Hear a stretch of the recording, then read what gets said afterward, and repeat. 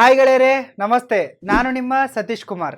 ಇವತ್ತಿನ ಲೆಸನ್ನಲ್ಲಿ ನಾವು ಯಾವುದೇ ಶೇರಿನ ಬಗ್ಗೆ ಸಂಪೂರ್ಣವಾದ ಮಾಹಿತಿಯನ್ನು ಎಲ್ಲಿಂದ ತಿಳಿದುಕೊಳ್ಳುವುದು ಮತ್ತು ಹೇಗೆ ತಿಳಿದುಕೊಳ್ಳುವುದು ಎಂಬುದನ್ನು ಡೀಟೇಲ್ ಆಗಿ ತಿಳಿದುಕೊಳ್ಳೋಣ. Let's begin. ಗೆಳೆಯರೇ, ವಿಡಿಯೋ ಸ್ಟಾರ್ಟ್ ಮಾಡುವುದಕ್ಕಿಂತ ಮುಂಚೆ ನಿಮಗಾಗಿ ಒಂದು ಇಂಪಾರ್ಟೆಂಟ್ ಆಗಿರುವ ಇನ್ಫಾರ್ಮೇಷನ್ ಇದೆ. ಈಗಾಗಲೇ ನಮ್ಮ professional video editing course launch ಆಗಿದೆ.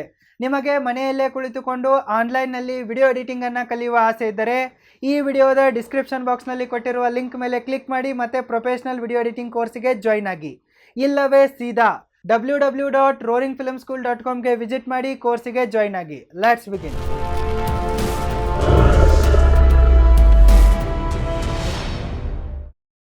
ಗೆಳೆಯರೇ, ನಿಮ್ಮಲ್ಲಿ ಬಹಳಷ್ಟು ಜನ ಹಿಂದಿನ ಲೆಸನ್ಗಳ ಕಮೆಂಟ್ ಸೆಕ್ಷನ್ನಲ್ಲಿ ಸರ್ ಯಾವುದಾದ್ರೂ ಒಂದು ಶೇರಿನ ಬೆಲೆಯನ್ನು ತಿಳಿದುಕೊಳ್ಳುವುದು ಹೇಗೆ, ಅದರ ಸಂಪೂರ್ಣ ಮಾಹಿತಿಯನ್ನು ತಿಳಿದುಕೊಳ್ಳುವುದು ಹೇಗೆ, ಅದರ ಹಿಂದಿನ ಪರ್ಫಾರ್ಮೆನ್ಸನ್ನು ತಿಳಿದುಕೊಳ್ಳುವುದು ಹೇಗೆ ಎಂಬಿತ್ಯಾದಿ ಕಮೆಂಟ್ಗಳನ್ನು ಮಾಡಿದ್ದೀರಾ. ಒಟ್ಟಿನಲ್ಲಿ ನಿಮಗೇನಾಗಬೇಕಾಗಿದೆ, ಯಾವುದೇ ಶೇರಿನ ಸಂಪೂರ್ಣ ಮಾಹಿತಿಯನ್ನು ತಿಳಿದುಕೊಳ್ಳುವುದು ಹೇಗೆ ಎಂಬುದು ಗೊತ್ತಾಗಬೇಕಾಗಿದೆ. ಅದನ್ನೇ ಇವತ್ತಿನ ಲೆಸನ್ನಲ್ಲಿ ನಾವು ಡೀಟೇಲ್ ಆಗಿ ತಿಳಿದುಕೊಳ್ಳುವರಿದ್ದೇವೆ. ಅದಕ್ಕಾಗಿ ಈಗಲೇ ಈ ವಿಡಿಯೋಗೆ ಲೈಕ್ ಮಾಡಿ ಮತ್ತು ಈ ವಿಡಿಯೋವನ್ನು ಕೊನೆಯ ತನಕ ಮಿಸ್ ಮಾಡದೆ ನೋಡಿ. ಓಕೆನಾ?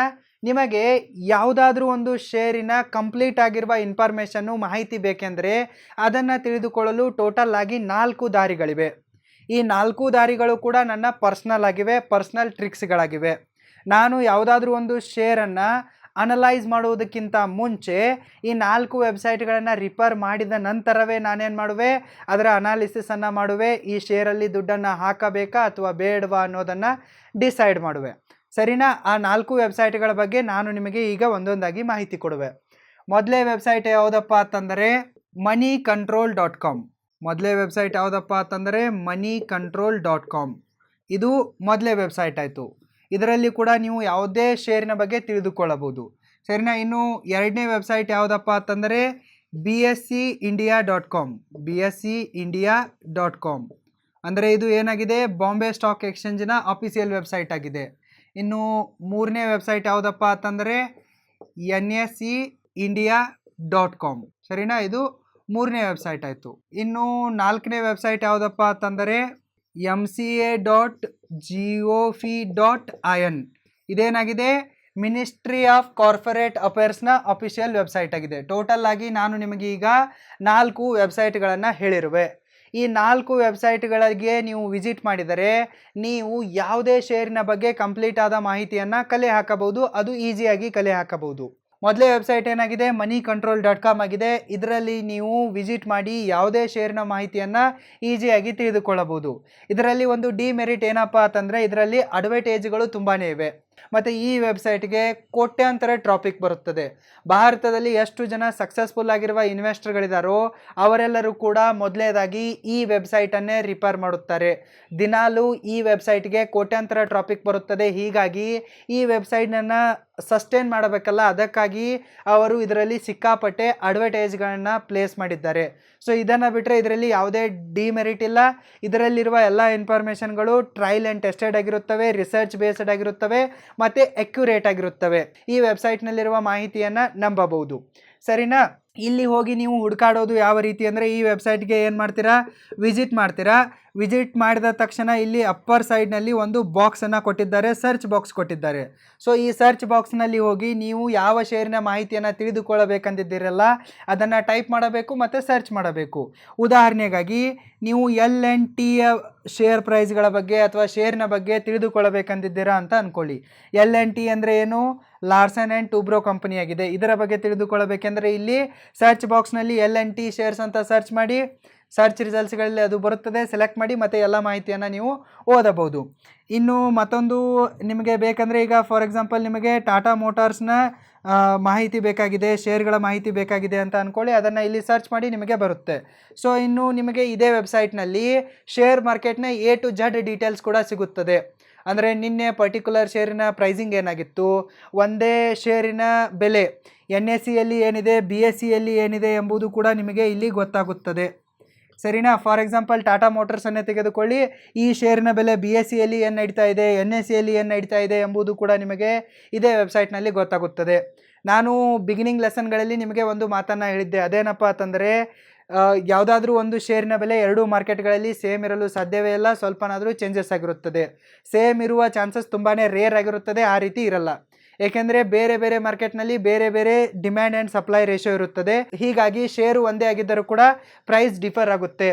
ಇನ್ನು ಯಾವ ಶೇರ್ಗಳು ಟಾಪಲ್ಲಿವೆ, ಯಾವ ಶೇರ್ಗಳು ಬೀಳ್ತಾ ಇವೆ, ಲಾಸಲ್ಲಿವೆ, ಪ್ರಾಫಿಟಲ್ಲಿವೆ ಎಂಬಿತ್ಯಾದಿ ಮಾಹಿತಿಗಳು ಕೂಡ ನಿಮಗೆ ಈ moneycontrol.com ವೆಬ್ಸೈಟ್ನಲ್ಲಿ ಈಸಿಯಾಗಿ ಸಿಗುತ್ತದೆ. ಸೊ ನೀವು ಈ ವೆಬ್ಸೈಟ್ಗೂ ಕೂಡ ವಿಸಿಟ್ ಮಾಡಿ ತಿಳಿದುಕೊಳ್ಳಬಹುದು. ಇನ್ನು ಎರಡನೇ ವೆಬ್ಸೈಟ್ ಯಾವುದಪ್ಪ ಅಂತಂದರೆ BSEindia.com ಆಗಿದೆ. ಇದು ಬಾಂಬೆ ಸ್ಟಾಕ್ ಎಕ್ಸ್ಚೇಂಜ್ನ ಅಫಿಷಿಯಲ್ ವೆಬ್ಸೈಟ್ ಕೂಡ ಆಗಿದೆ. ಸೊ ಈ ವೆಬ್ಸೈಟ್ನಲ್ಲಂತೂ ನಿಮಗೆ ಬಾಂಬೆ ಸ್ಟಾಕ್ ಎಕ್ಸ್ಚೇಂಜ್ನ A to Z ಮಾಹಿತಿ ಸಿಗುತ್ತೆ. ಸೊ ಇಲ್ಲಿ ನಿಮಗೆ ಹೊಸದಾಗಿ ಯಾವ ಕಂಪನಿಗಳ IPO ಬರ್ತಾ ಇದೆ, ಸ್ಟಾಕ್ಸ್ಗಳ ಪ್ರೈಸ್ ಏನಾಗ್ತಾ ಇದೆ ಎಂಬಿತ್ಯಾದಿ ವಿಷಯಗಳು ಡೀಟೇಲ್ ಆಗಿ ಇಲ್ಲಿಯೂ ಕೂಡ ಸಿಗುತ್ತವೆ.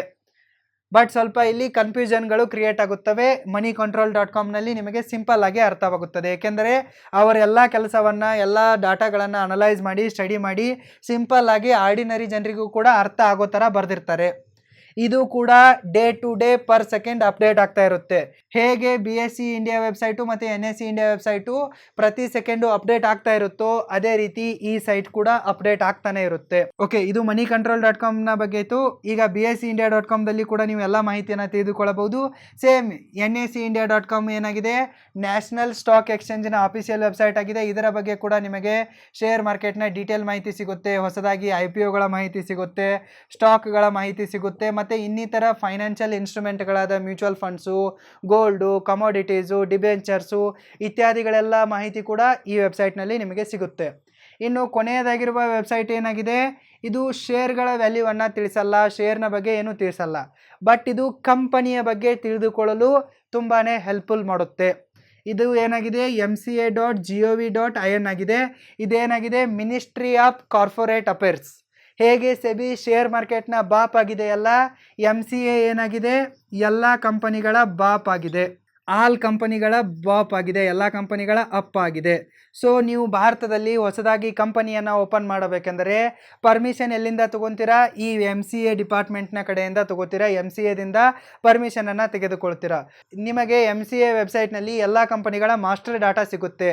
ಅಂದರೆ ಕಂಪನಿ ಸ್ಟಾರ್ಟಿಂಗ್ ಯಾವಾಗ ಆಯಿತು, ಶೇರ್ಗಳ ಫೇಸ್ ವ್ಯಾಲ್ಯೂ ಏನಿತ್ತು, ಮತ್ತು MOA ಏನಿದೆ, AOA ಏನಾಗಿದೆ, ಕಂಪನಿ ಏನು ಕೆಲಸ ಮಾಡುತ್ತೆ, ಕಂಪನಿಯ ನಿಜವಾದ ಓನರ್ಗಳ್ಯಾರು, ಇನ್ವೆಸ್ಟರ್ಗಳ್ಯಾರು, ಕಂಪನಿ ತಲೆ ಮೇಲೆ ಏನಾದರೂ ಲೋನ್ ಇದೆಯಾ, ಕಂಪನಿ ಏನಾದರೂ ಫ್ರಾಡ್ಗಳಲ್ಲಿ ಸಿಲುಕಿ ಈಗಾಗಲೇ ಯಾವುದಾದ್ರೂ ಕೇಸ್ಗಳಲ್ಲಿ ತಗಲಾಕಿಕೊಂಡಿದೆಯಾ, ಕಂಪನಿಯ ಮ್ಯಾನೇಜ್ಮೆಂಟ್ ಏನಿದೆ, ಈ ರೀತಿ ಎಲ್ಲ ಕಂಪನಿಗಳ ಬಗ್ಗೆ ನಿಮಗೆ A to Z ಮಾಹಿತಿ ಇದೆಯಲ್ಲ ಈ ವೆಬ್ಸೈಟಲ್ಲೇ ನಿಮಗೆ ಸಿಗುತ್ತೆ.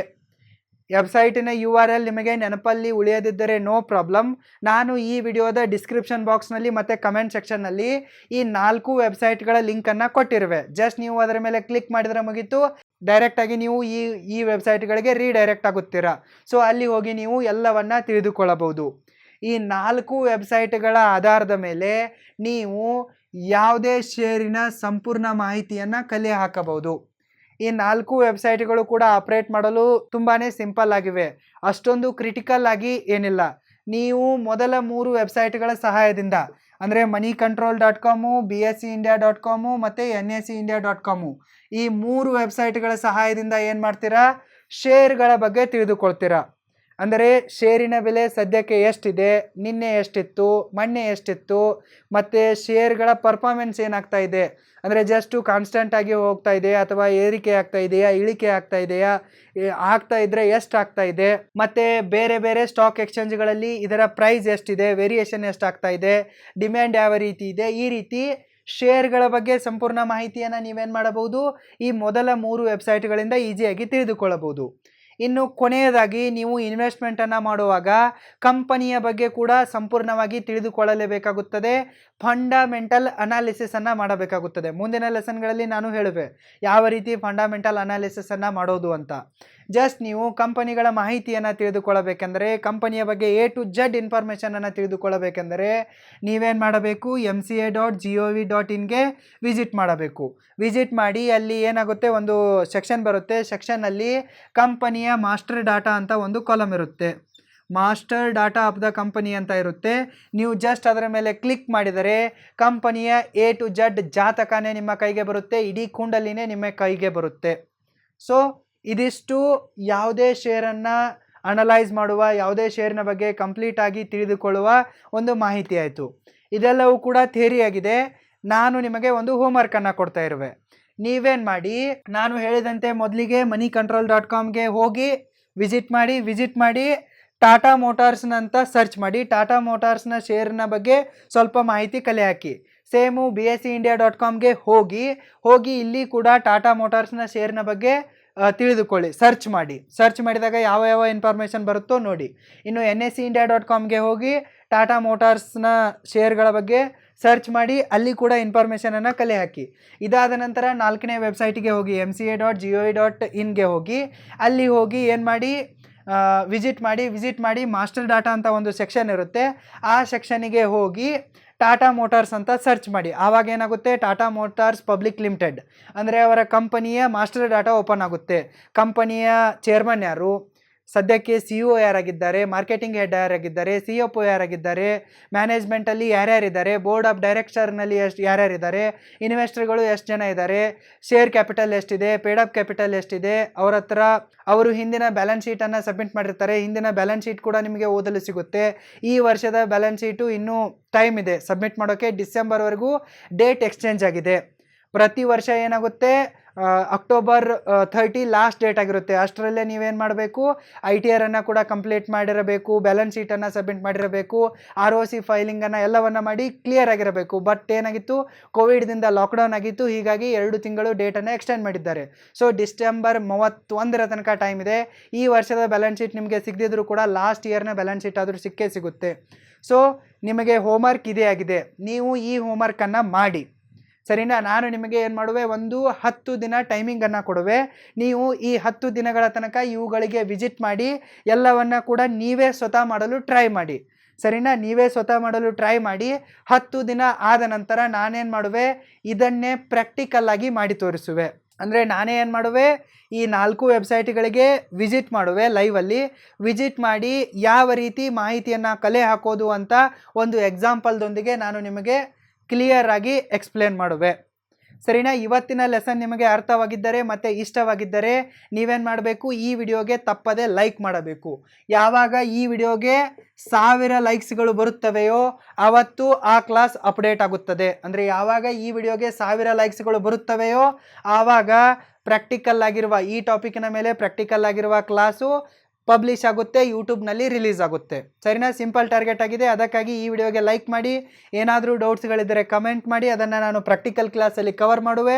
ಮತ್ತು ಇದನ್ನು ಎಲ್ಲರೊಂದಿಗೂ ಕೂಡ ಶೇರ್ ಮಾಡಿ, ಸರಿನಾ? ಇದೇ ರೀತಿಯ ಶೇರ್ ಮಾರ್ಕೆಟ್ ವಿಡಿಯೋಗಳನ್ನು, ಲೆಸನ್ಗಳನ್ನು ಫ್ರೀಯಾಗಿ ನೋಡುವುದಕ್ಕಾಗಿ ಡೈರೆಕ್ಟರ್ ಸತೀಶ್ ಕುಮಾರ್ ಕನ್ನಡ ಯೂಟ್ಯೂಬ್ ಚಾನಲ್ಗೆ ತಪ್ಪದೆ ಸಬ್ಸ್ಕ್ರೈಬ್ ಮಾಡಿ.